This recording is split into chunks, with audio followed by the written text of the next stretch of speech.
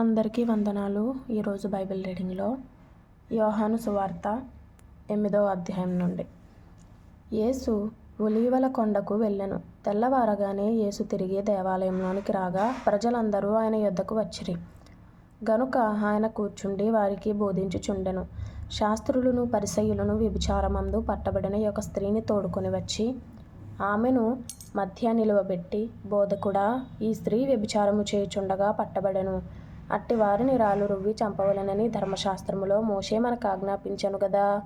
ఆయనను నీవేమి చెప్పుచున్నావని ఆయనను అడిగిరి. ఆయన మీద నేరము మోపవలెనని ఆయనను శోధించుచు ఈలాగున అడిగిరి. అయితే యేసు వంగి నేల మీద వ్రీలితో ఏమో వ్రాయుచుండెను. వారాయనను పట్టు వదలక అడుగుచుండగా ఆయన తల ఎత్తి చూచి, మీలో పాపము లేనివాడు మొట్టమొదట ఆమె మీద రాయి వేయవచ్చునని వారితో చెప్పి మరల వంగి నేల మీద వ్రాయుచుండెను. వారు ఆ మాట విని పెద్దవారు మొదలుకొని చిన్నవారి వరకు ఒకని వెంట ఒకడు బయటికి వెళ్ళిరి. యేసు ఒక్కడే మిగిలెను. ఆ స్త్రీ మధ్యను నిలవబడి ఉండెను. వారు ఆ మాట విని పైన ఒకటేసి ఉంది కదా, కింద ఫుట్నోట్లో మనస్సాక్షి చేత గద్దింపబడిన వారై అని కూర్చబడి ఉన్నది. యేసు తల ఎత్తి చూచి, అమ్మా, వారెక్కడ ఉన్నారు అని పైన 2 అనేసి ఉంది కదా, కింద ఫుట్నోట్లో నీ మీద నేరము మోపిన వారెక్కడనున్నారు అని ఉంది. ఎవరునూ నీకు శిక్ష విధింపలేదా అని అడిగినప్పుడు ఆమె, లేదు ప్రభువా అనెను. అందుకు యేసు, నేనును నీకు శిక్ష విధింపను, నీవు వెళ్ళి ఇక పాపము చేయకుమని ఆమెతో చెప్పెను. మరల యేసు, నేను లోకమునకు వెలుగును, నన్ను వెంబడించువాడు చీకటిలో నడవక జీవపు వెలుగు గలిగియుండునని వారితో చెప్పెను. కాబట్టి పరిసయ్యులు, నిన్ను గూర్చి నీవే సాక్ష్యము చెప్పుకొనుచున్నావు, నీ సాక్ష్యము సత్యము కాదని ఆయనతో అనగా, యేసు, నేను ఎక్కడ నుండి వచ్చితినో ఎక్కడికి వెళ్ళుదునో నేనెరుగుదును గనుక నన్ను గూర్చి నేను సాక్ష్యము చెప్పుకొనినను నా సాక్ష్యము సత్యమే. నేను ఎక్కడ నుండి వచ్చుచున్నానో ఎక్కడికి వెళ్ళుచున్నానో మీరు ఎరుగరు. మీరు శరీరమును బట్టి తీర్పు తీర్చుచున్నారు. నేనెవరికిని తీర్పు తీర్చను.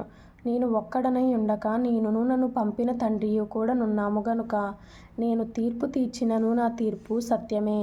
మరియు 2 మనుషుల సాక్ష్యము సత్యమని మీ ధర్మశాస్త్రములో వ్రాయబడి ఉన్నది కదా. నన్ను గూర్చి నేను సాక్ష్యము చెప్పుకొనువాడను, నన్ను పంపిన తండ్రియు నన్ను గూర్చి సాక్ష్యం ఇచ్చుచున్నాడని చెప్పెను.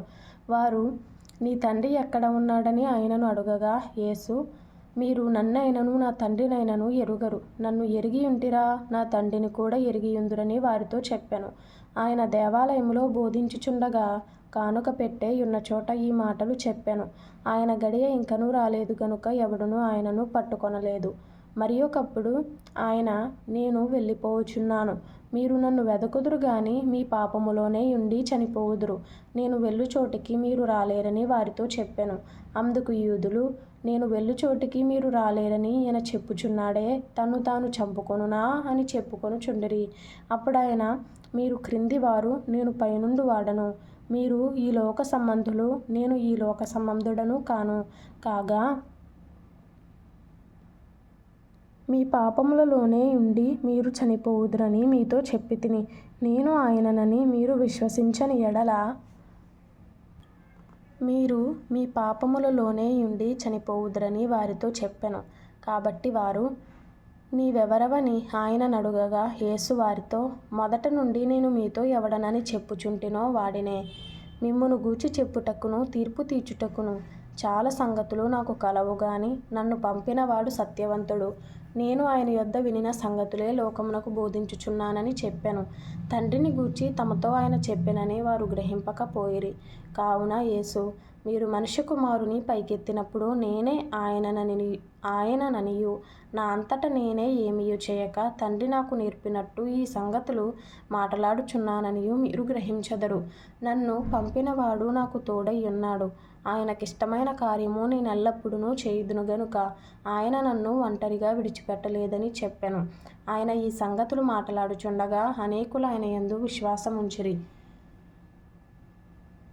కాబట్టి యేసు, తనను నమ్మిన యూదులతో, మీరు నా వాక్యమందు నిలిచిన వారైతే నిజముగా నాకు శిష్యులయ్యుండి సత్యమును గ్రహించెదరు.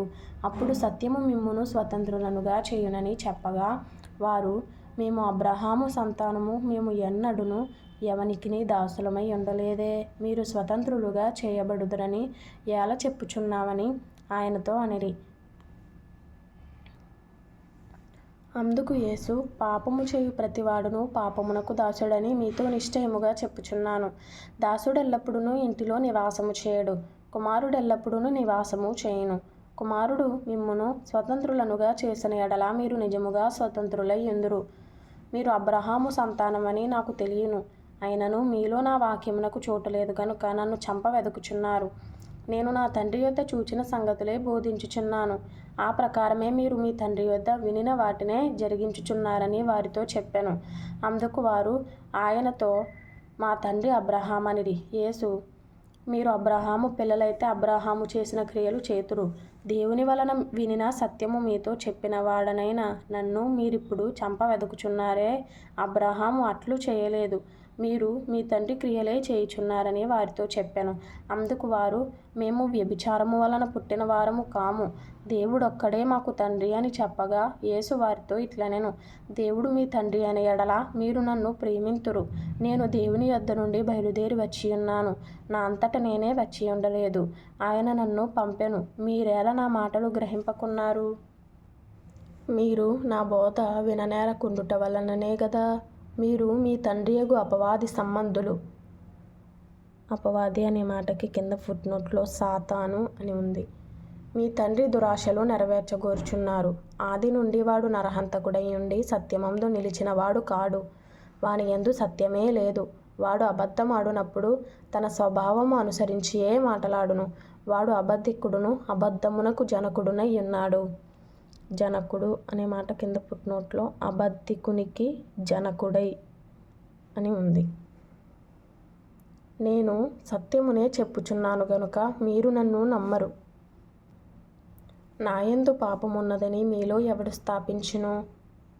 నేను సత్యము చెప్పుచున్న ఎడల మీరెందుకు నన్ను నమ్మరు? దేవుని సంబంధి అయిన వాడు దేవుని మాటలు వినును. మీరు దేవుని సంబంధులు కారు గనుకనే మీరు వినరని చెప్పెను. అందుకు యూదులు, నీవు సమరయుడవును దయ్యము పట్టినవాడవును అని మేము చెప్పు మాట సరియే గదా అని ఆయనతో చెప్పగా, యేసు, నేను దయ్యము పట్టిన వాడను కాను, నా తండ్రిని ఘనపరచువాడను. మీరు నన్ను అవమానపరచుచున్నారు. నేను నా మహిమను వెదకుటలేదు, వెదకుచు తీర్పు తీర్చుచు ఉండువాడొకడు కలడు. ఒకడు నా మాట గైకొనిన ఎడల వాడెన్నడునూ మరణము పొందడని మీతో నిశ్చయముగా చెప్పుచున్నానని ఉత్తరమిచ్చెను. పొందడు అనే మాటకి మరణము చూడడని అని అర్థము. అందుకు యూదులు, నీవు దయ్యము పట్టినవాడవని ఎప్పుడు ఎరుగుదుము? క్షమించండి, నీవు దయ్యము పట్టిన వాడవని ఇప్పుడెరుగుదుము. అబ్రహామును ప్రవక్తలను చనిపోయిరి, అయినను ఒకడు నా మాట గైకొనిన ఎడల వాడు ఎన్నడునూ మరణము రుచి చూడడని నీవు చెప్పుచున్నావు. మన తండ్రి అయిన అబ్రహాము చనిపోయాను కదా, నీవతని కంటే గొప్పవాడవా? ప్రవక్తలను చనిపోయిరి, నిన్ను నీవెవడవని చెప్పుకొనుచున్నావని ఆయనను అడిగిరి. అందుకు యేసు, నన్ను నేనే మహిమపరచుకొనిన ఎడల నా మహిమ వట్టిది. మా దేవుడని మీరెవరిని గూర్చి చెప్పుదురో ఆ నా తండ్రియే నన్ను మహిమపరచుచున్నాడు. మీరు ఆయనను ఎరుగరు, నేను ఆయనను ఎరుగుదును. ఆయనను ఎరుగనని నేను చెప్పిన ఎడల మీ వలె నేనును అబద్ధికుడనై యుందును గాని నేనాయనను ఎరుగుదును. ఆయన మాట గైకొనుచున్నాను. మీ తండ్రి అయిన అబ్రహాము నా దినము చూతునని మిగుల ఆనందించెను, అది చూచి సంతోషించెను అనెను.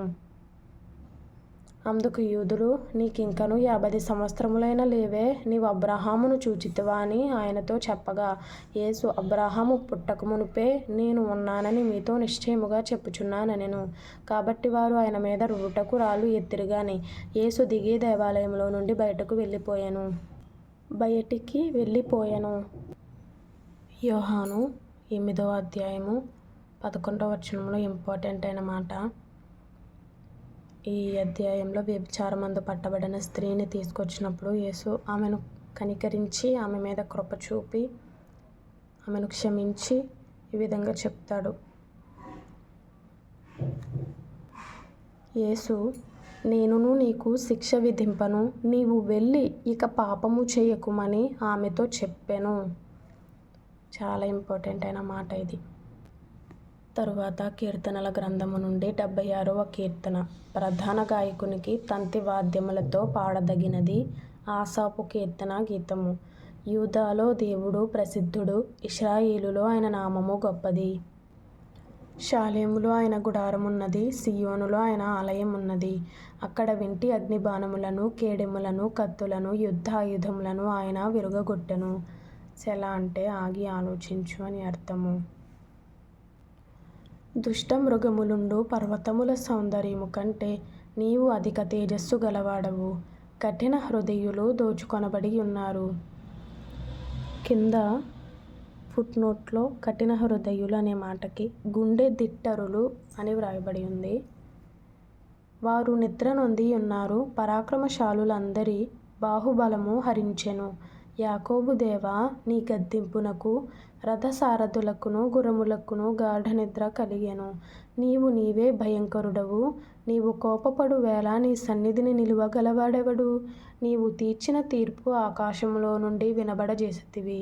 దేశములో శ్రమ నొందిన వారినందరినీ రక్షించుటకై న్యాయపు తీర్పునకు దేవుడు లేచినప్పుడు భూమి భయపడి ఓరకుండెను. నరుల ఆగ్రహము నిన్ను స్తుతించును. ఆగ్రహ శేషమును నీవు ధరించుకొందువు. మీ దేవుడైన యెహోవాకు మ్రొక్కుకొని మీ మ్రొక్కుబడులను చెల్లించుడి. ఆయన చుట్టూనున్న వారందరూ భయంకరుడగు ఆయనకు కానుకలు తెచ్చి అర్పింపవలెను. అధికారుల పొగరును ఆయన అణిచివేయువాడు. భూరాజులకు ఆయన భేకరుడు. ఇందులో ఇంపార్టెంట్ అయిన మాట కీర్తన 76వ కీర్తన 12వ వచనంలో అధికారుల పొగరును ఆయన అణిచివేయువాడు, భూరాజులకు ఆయన భేకరుడు. అలాగే 11వ వచనంలో కూడా మీ దేవుడైన యెహోవాకు మ్రొక్కుకొని మీ మ్రొక్కుబడులను చెల్లించుడి. 1 సంవత్సరంలోపు బైబిల్ కంప్లీట్ చేయాలి అనే ఆలోచనలు కలిగిన వారు ఫాలో చేయండి, లైక్ చేయండి, షేర్ చేయండి, సబ్స్క్రైబ్ చేసుకోండి. ప్రభు మీకు తోడైండును గాక.